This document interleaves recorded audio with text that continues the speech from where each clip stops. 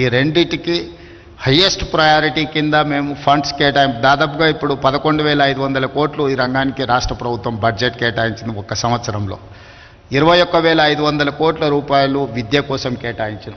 So నేను ముఖ్యమంత్రిగా బాధ్యత చేపట్టిన తర్వాత పేదలకు ఉచితంగా వీలైనంత మేరకు వైద్యాన్ని అందించాలి, పేదలకు నాణ్యమైన విద్యను అందించాలనే ఒక ప్రాధాన్యత క్రమాలు పెట్టుకొని మేము ముందుకు వెళ్తున్నాం.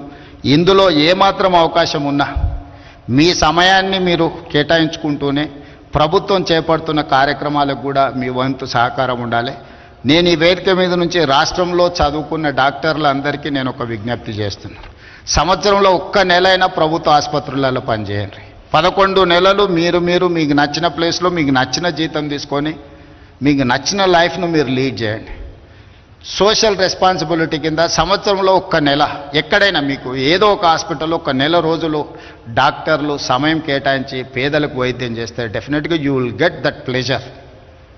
మనం ఒక వృత్తిలో మేము పబ్లిక్ లైఫ్లో ఉన్నప్పుడు చాలా రకాల పనులు చేస్తుంటాం, కానీ జాబ్ సాటిస్ఫాక్షన్ కోసం పర్సనల్ సాటిస్ఫాక్షన్ కోసం కొన్ని సెలెక్టెడ్గా కొన్ని పనులను ప్రత్యేకంగా సమయం కేటాయించి పని చేస్తూ ఉంటాం ప్రజాప్రతినిధులుగా. అదేవిధంగా నేను డాక్టర్లకు విజ్ఞప్తి చేస్తున్నా, సంవత్సరంలో ఒక నెల మీ ఇష్టం ఏ హాస్పిటల్లో ఏ నెలలో పనిచేస్తారో మీరు గవర్నమెంట్కి ఇండికేట్ చేయండి. నేను అధికారులకు చెప్పిన not only in Hyderabad, in Telangana, అమెరికాలో చాలామంది డాక్టర్లు ఉన్నారు. వాళ్ళ పేరెంట్స్ని చూడడానికో ఫ్యామిలీని కలవడానికో స్పెషలిస్టులు ఇండియాకు వస్తున్నారు.